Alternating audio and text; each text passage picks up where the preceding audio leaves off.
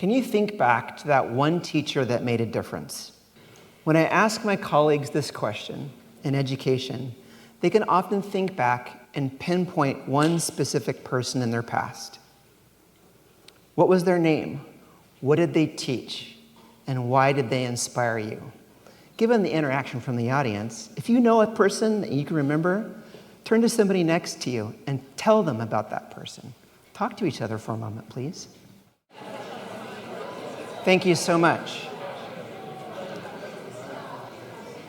So I'll just point out a couple of things real quick. And one of the things is that sound that you hear of people talking to one another is pretty reflective of what I'm always aiming for in my classroom. So thank you very much for that.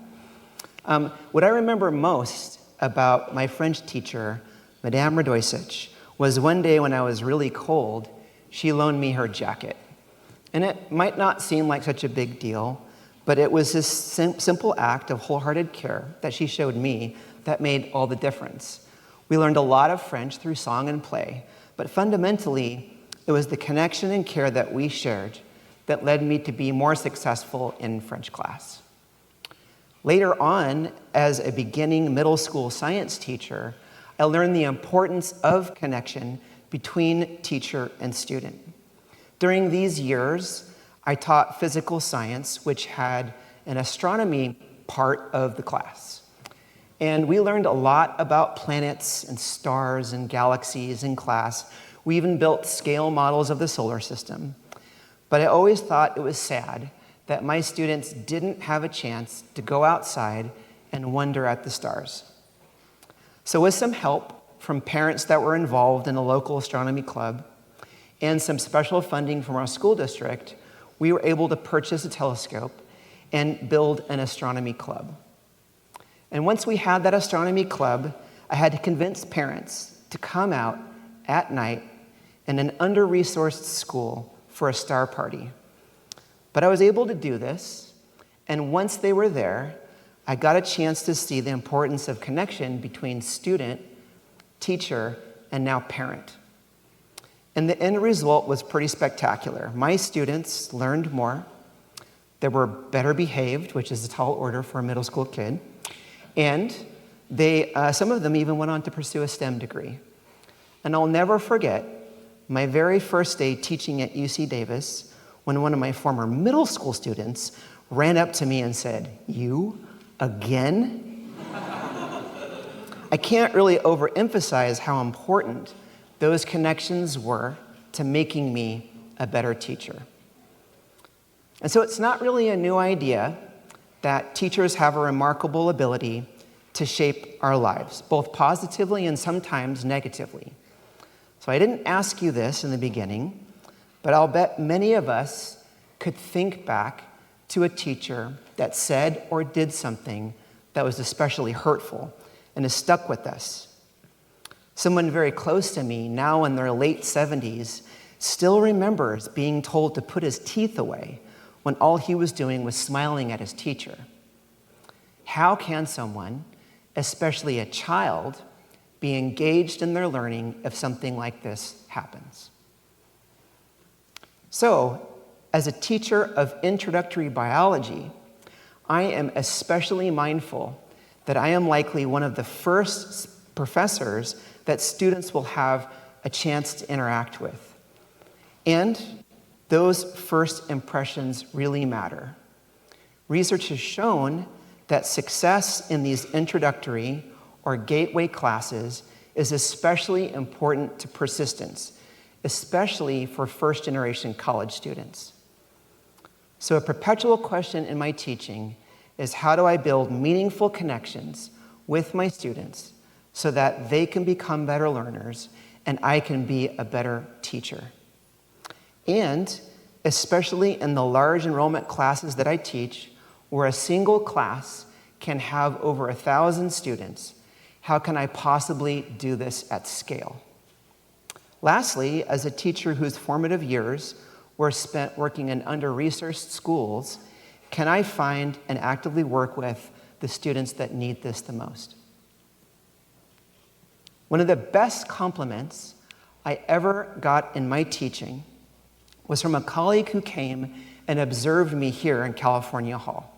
And he told me that I made this room feel small.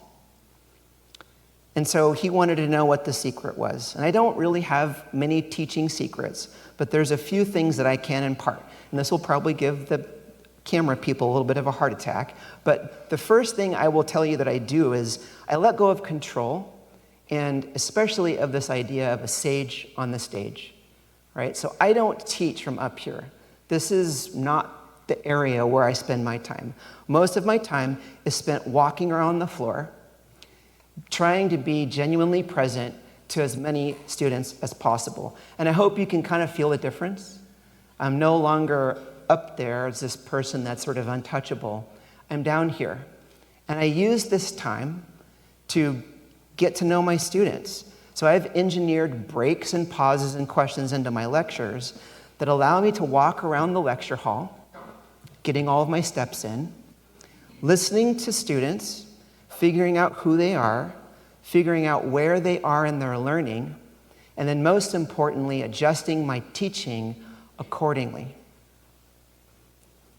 So over the past 10 years or so, there's been a lot of emphasis on the importance of active learning in higher education. And I don't disagree. Active learning techniques are something that I use frequently in all of my teaching. But I do think it's funny that professors who like to profess, they think that they invented this idea. And let me tell you, as a former middle school science teacher, if you have a science classroom with 38 13-year-olds 5 times per day over the week for 9 months, you have a totally different name for active learning. It's called survival. And so I kind of arrived at UC Davis as a teacher with active learning techniques already built into my DNA. And so it's these things that I like to use as part of all of my teaching. Now, it's true that the active learning approaches that I've used definitely improve student learning, but it's also on occasion led to important collaborations. About 7 years ago, when I was walking around the room doing my rounds, I noticed that one of my students were making fantastic little doodles in her notebook. And after some conversation and some shared interest in art, we decided to re-illustrate the introductory biology lab manual. And so we worked together over the course of about a year or so, and all of the drawings in the lab manual are now hers. And this lab manual is used by thousands of students over the course of the 7 years. So active learning has lots of benefits that go just beyond improved understanding of material. And so over the past 3 years, there's been a renewed focus on studying equity issues in education. It seems that whenever I go to educational conferences these days, most of the talks and presentations and posters are all focused on the many entrenched levels of equity, especially in STEM education.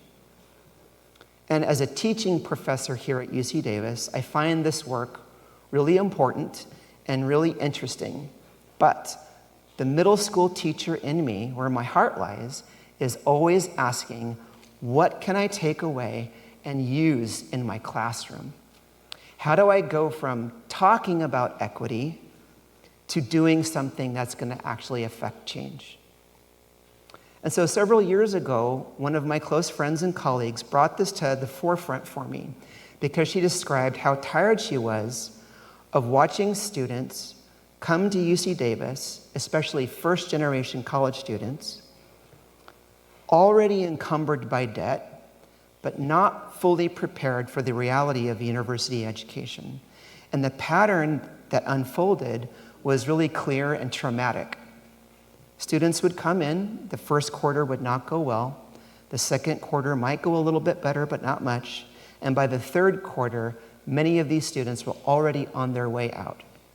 So the question was, how could we connect with these students and do something active so that we can disrupt the pattern?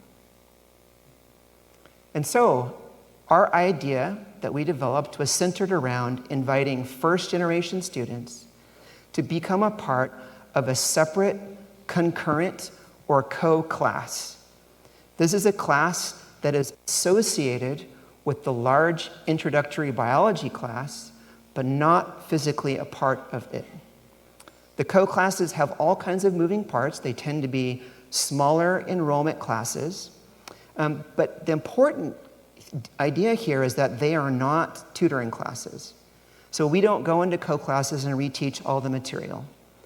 The co-classes do have guided content practice, and they do have a component where students have an opportunity to practice everything that they've learned. But the thing that separates them from other kinds of intervention strategies is that there is an advising component.